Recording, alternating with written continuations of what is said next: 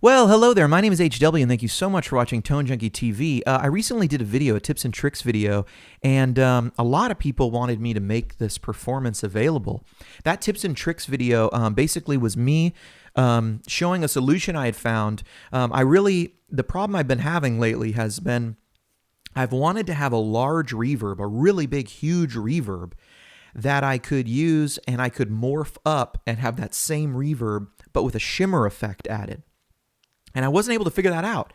And then I figured it out, and so I shared it with everybody, and people said, HW, please, can we download that reverb? Can we download that? And I thought, well, it's part of my performance that I was going to release, so I guess I better just get this out. If you didn't see that video, the two reverbs sound like this. It's a big, lush reverb, and then I morph it up to a shimmer verb, and this is what it sounds like.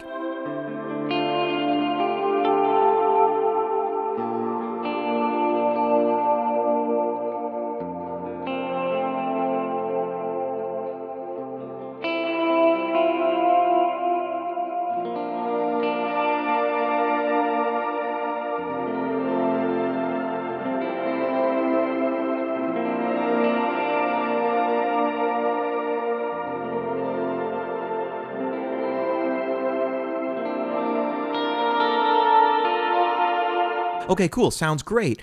But I wanted to show you this whole performance. And basically, this performance is what I've been using live for the past year and what I recently used to record a record with a group called Church House that we released music under. I'm really proud of this record. I'll tell you this about this performance, and I'll show you the sounds. I've dialed this in for live use, and one of the rules I've set for myself is I dial this in for live use only. I never come home and edit the sounds, ever. I might edit some delays or something, or just add in a chorus, you know what I mean? Like, do something like that. But I never edit really the sounds of these amps, the delays or reverb level or the EQs, because I find that when I do that, I'm listening to the guitar when it's empty, when there's no other frequencies being played, and I want a big full guitar when I'm by myself playing in this room. But when I'm with a band, I have to bring my sound in to be focused and be mid-rangey. And so all these tones are really dialed in for live use. You're going to hear them and you're going to go, HW, those sound a little bit wet on their own. And I would just say to that, well, they do sound wet by themselves, but they don't sound too wet in a mix to me, and they don't sound too mid-rangey in a mix, and they don't sound like they lack bass in a mix. You know, it's just a different context of hearing it. So I would really challenge you to try these out live, and I'm going to show you, I'm going to demonstrate a little bit what these sound like with another instrument playing.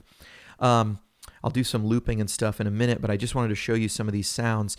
I was also really happy, I'll just add this in, I sat down and recorded that record, and the producer was really happy with the tone. Basically, the sounds I use live are the sounds that are on that record. Maybe they did a little EQing in post or something, but these are the sounds I've been using for recording and for live. So here we go. Let's jump into it. Now, there are two sounds I use. There's really one sound I use 60 to 70% of the time. And really, it's one sound, and I've just changed effects. And I'll show you why it's important to me. Here is the sound first that I use all the time, and it's fairly dirty. You heard the reverb at the front there, but it's fairly dirty. By the way, I'm playing an original 1964 or 63, I can't remember, Guild Starfire 5. It's all original HB1 pickups, original Guildsby bridge, and it sounds like this.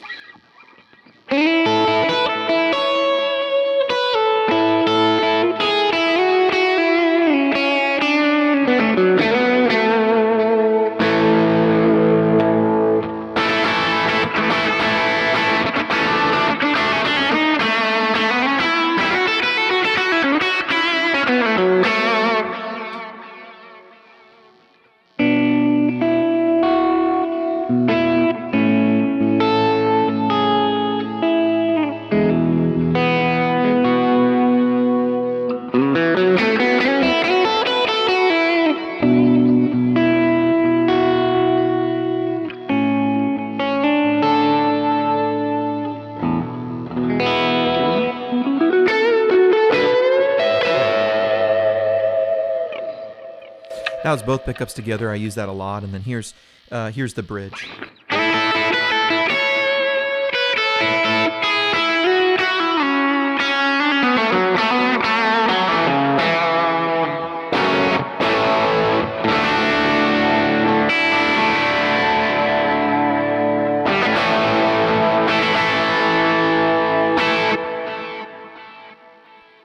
And you might be thinking, HW, I thought this was church music. Well, yeah, I mean, if you're really going after a lot of those like Bethel tones and stuff that you hear on the records, I play with a little more dirt, and I just play a little more mid-rangey and with a little more gain. And one of the things I like to do with my tone, and this is kind of what I demand from any guitar I play. A lot of people know I play a lot of Suhr guitars and stuff, and this guitar fits that bill as well in terms of it does this trick. If I lean back and play with two pickups, I can get basically a clean sound. So it sounds like this, especially if I play with my fingers. I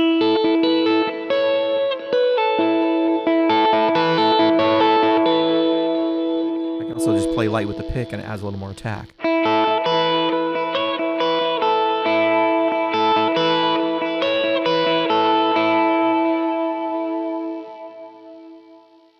It doesn't sound clean per se, but it doesn't sound too aggressive, if that makes sense. Obviously, if I throw that on the bridge,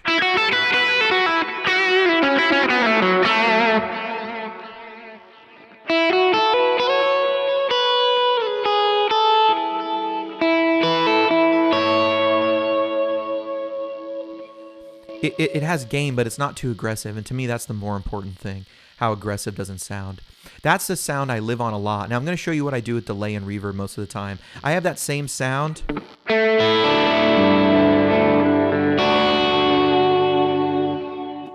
have that same sound cleaned up a bit.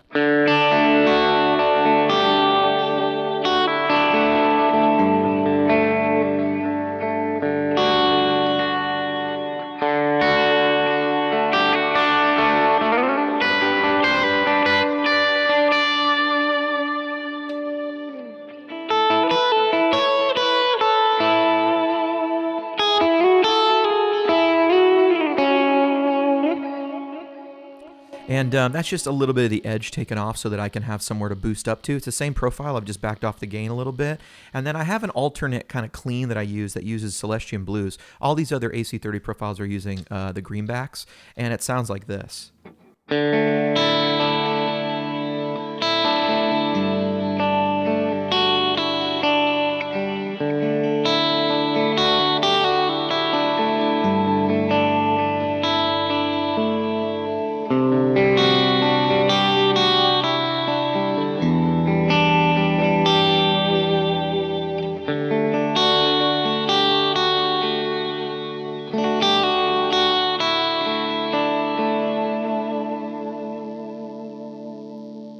To me, it's just a really beautiful, clean sound. That's my clean tone, although I use these other ones kind of like a clean tone a lot. You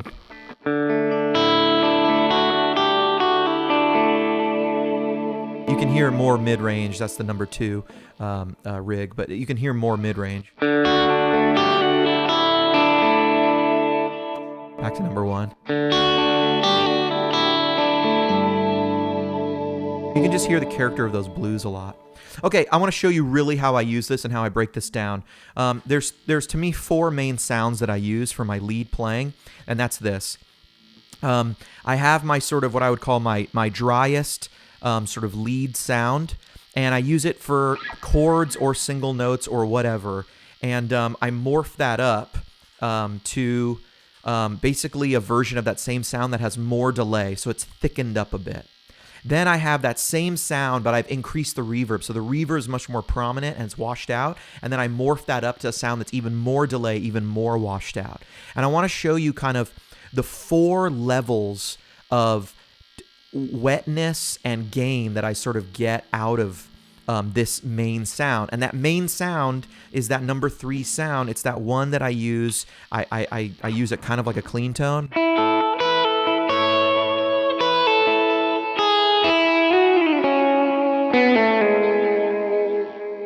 You might be saying, HW, that's not clean. I know it's not clean, but in a mix, it doesn't sound aggressive, and it sounds bright, and it still sounds full, and it doesn't sound as dirty as that, really. You'll hear what I mean. I'm going to do a little looping, and you're going to hear the 4 levels that I use. So apart from my clean with the blues and my sort of clean with the greenbacks, those ones I just showed you, I live on these 4 sounds I'm about to play right here. These are really where I just live as a lead guitar player. Okay, check this out.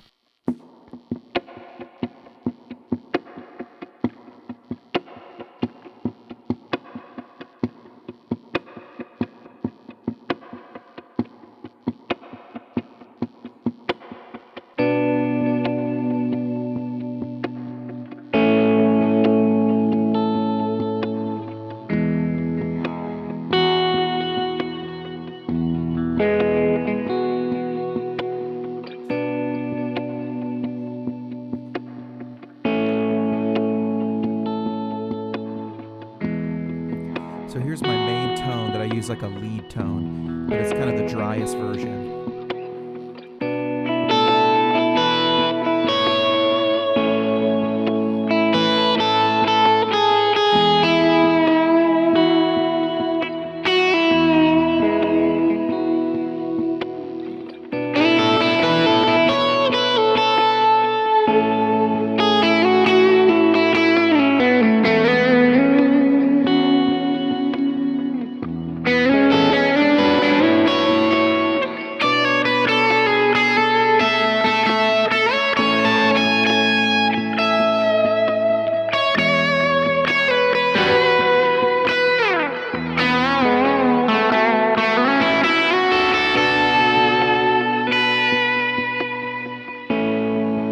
It doesn't sound too wet. It doesn't sound too much. But if I want to bring that up, a morph up.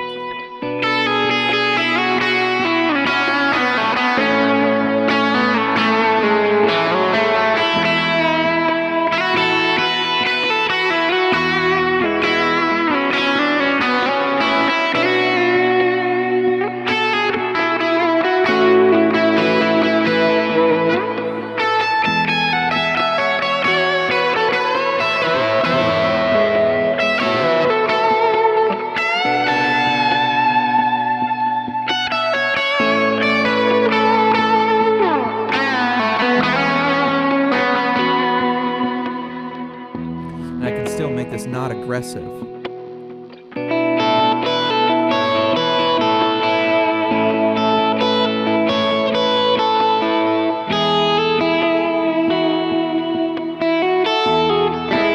I'm going to wash it out with reverb.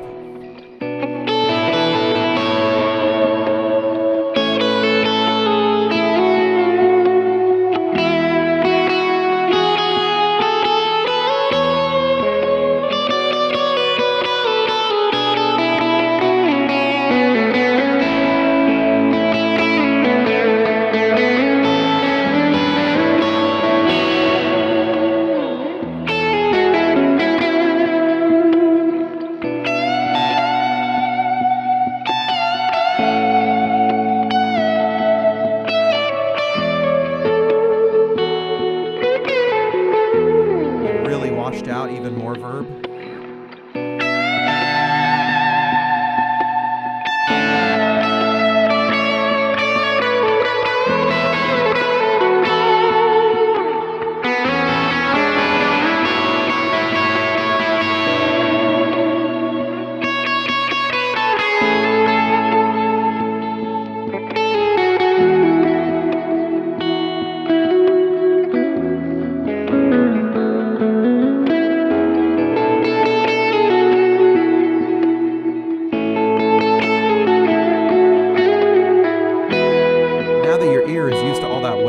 Check out how dry that first sound is now. It sounds way drier than when you heard it the first time.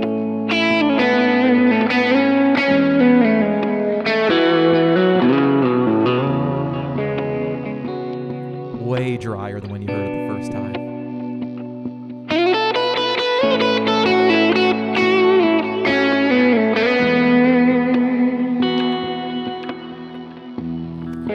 So back to that reverby sound.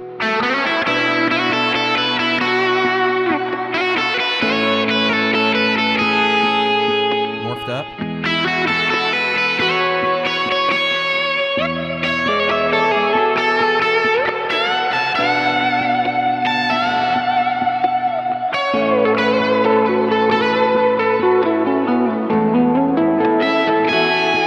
Now we'll go real big reverb.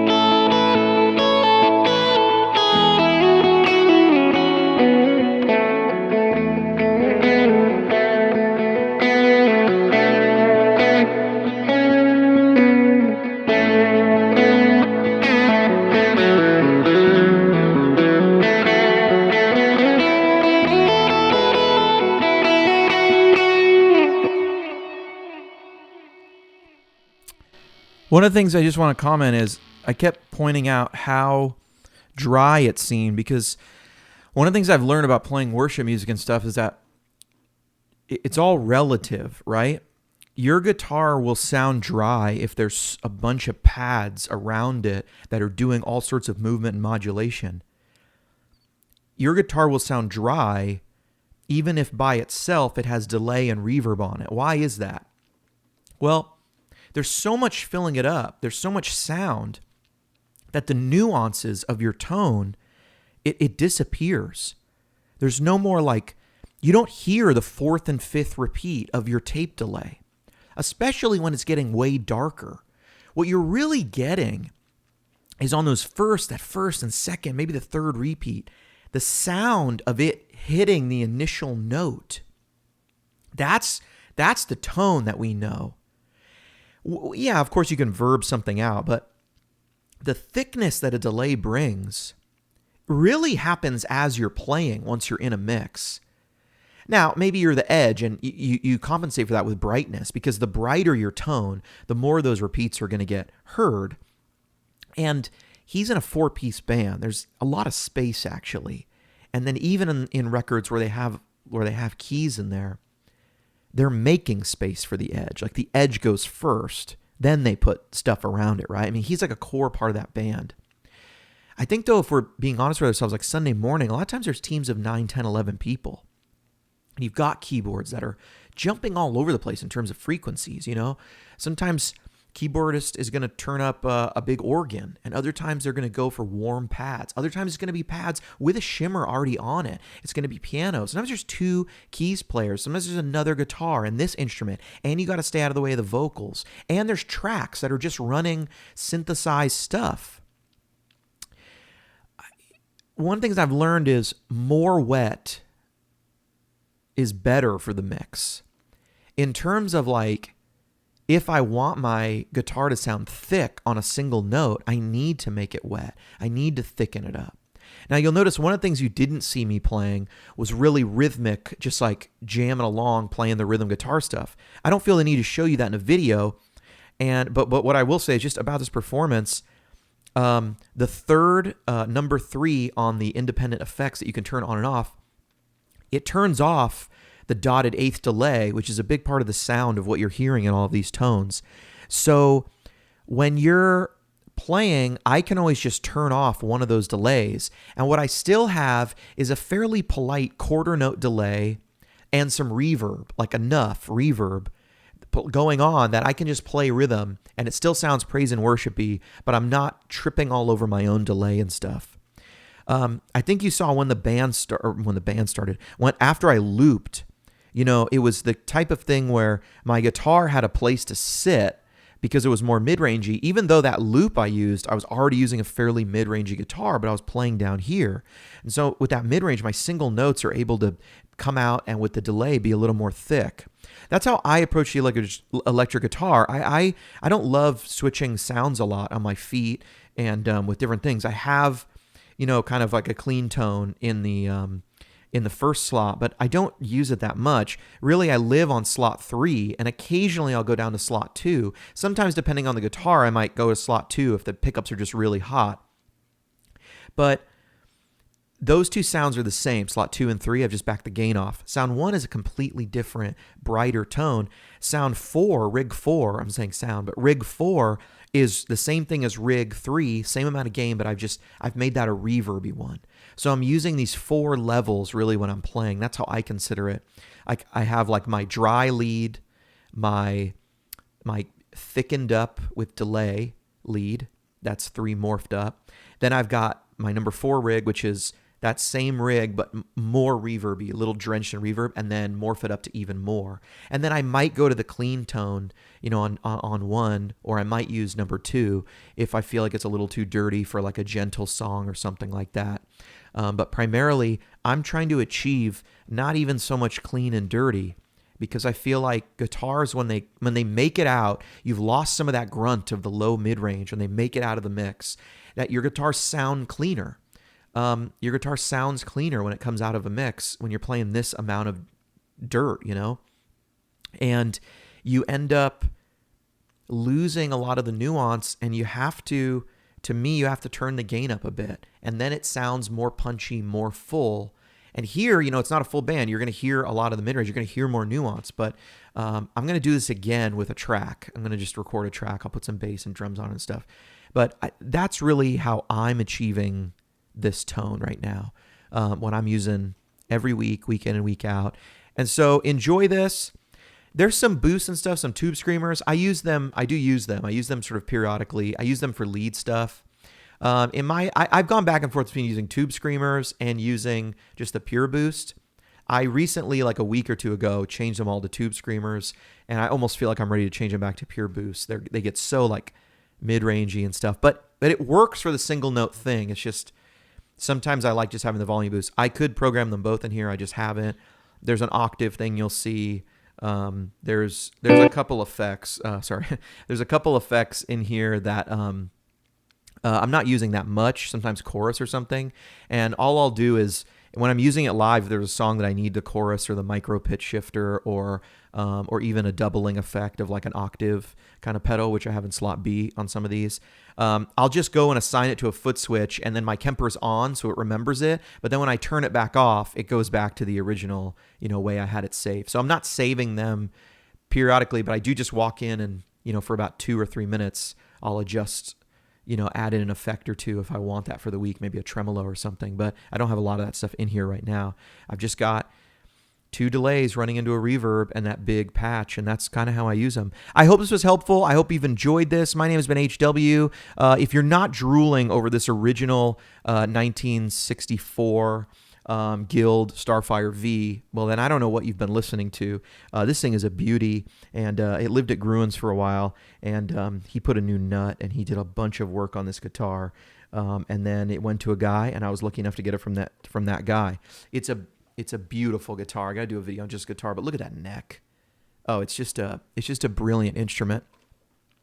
My name's HW. Thank you so much for watching. HW out.